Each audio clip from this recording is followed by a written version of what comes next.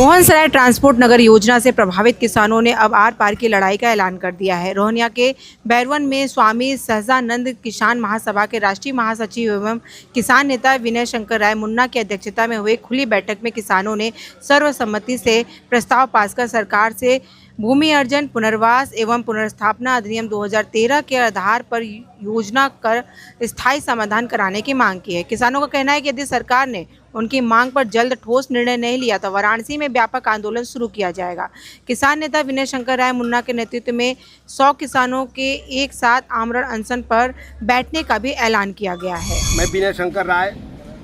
मुख्य संरक्षक मोहनसराय किसान संघर्ष समिति। आज मोहनसराय ट्रांसपोर्ट नगर के किसानों की एक बड़ी बैठक जिसमें लगभग सभी किसानों की सहभागिता हुई है और हम किसानों की बैठक इस बात की हुई है कि कल बनारस के मंडलायुक्त श्री एस राजलिंगम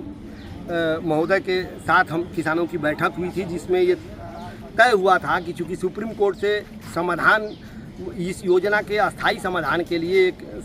समाधान की नोटिस आई हुई है, उस नोटिस के अनुपालन में हम लोग पहल कर रहे हैं। और उस पहल के दौरान माननीय कमिश्नर साहब से बात हुई और कमिश्नर साहब ने कहा कि उत्तर प्रदेश सरकार किसानों के वैधानिक अधिकारों का किसी भी सूरत में हनन नहीं करेगी और मोहनसराय ट्रांसपोर्ट नगर का जो मुद्दा है, इस मुद्दे का अस्थायी समाधान करने के लिए सरकार भी प्रतिबद्ध है। इसलिए आप जो किसान मुआवजा नहीं लिए हैं, जो आज तक किसान मुआवजा नहीं लिए हैं, उन किसानों को भूमि अर्जन एवं पुनर्वास कानून 2013 के आधार पर मुआवजा देने के लिए एक प्रस्ताव बनाकर सहमति लेकर के दीजिए और उस प्रस्ताव को हम सरकार से बात करके, माननीय मुख्यमंत्री जी से बात करके उसका जल्द से जल्द निराकरण करके अस्थायी समाधान करना चाहते हैं। तथा जो किसान, हमने कहा कि जो किसान मुआवजा ले लिए हैं उनका मुकदमा भी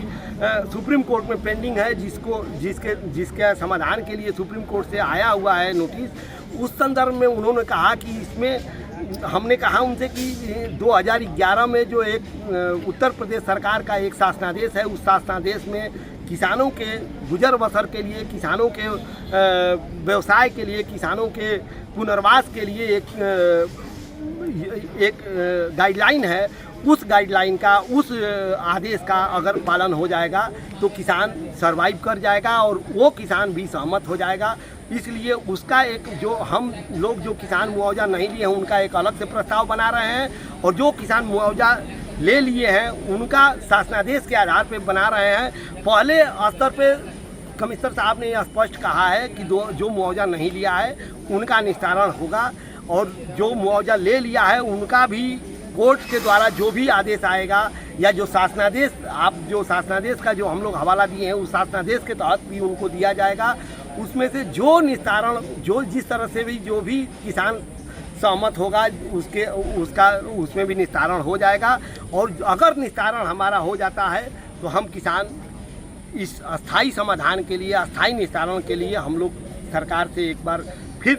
अपेक्षा किए हैं और आगे बढ़ रहे हैं और उम्मीद करते हैं कि जो किसानों की जो वैधानिक लड़ाई 1998 से लेकर के अभी तक चली आ रही है उसका अस्थायी समाधान होगा और उस समाधान की तरफ हम लोग ईमानदारी से सारे किसान एकजुट हैं, चाहे वो मुआवजा लिए हैं वो, चाहे मुआवजा नहीं लिए हो। आज सबकी सहमति से एक प्रस्ताव बन रहा है। 2 प्रस्ताव बनेगा, जो मुआवजा लिए हैं उनका अलग, जो नहीं लिए हैं उनका अलग, और दोनों प्रस्ताव कमिश्नर महोदय के माध्यम से दिया जाएगा। कमिश्नर महोदय ने कहा है कि जो मुआवजा नहीं लिया है वो उनकी ज़मीनों पे किसी भी प्रकार का कोई कार्रवाई नहीं होगी जब तक इसका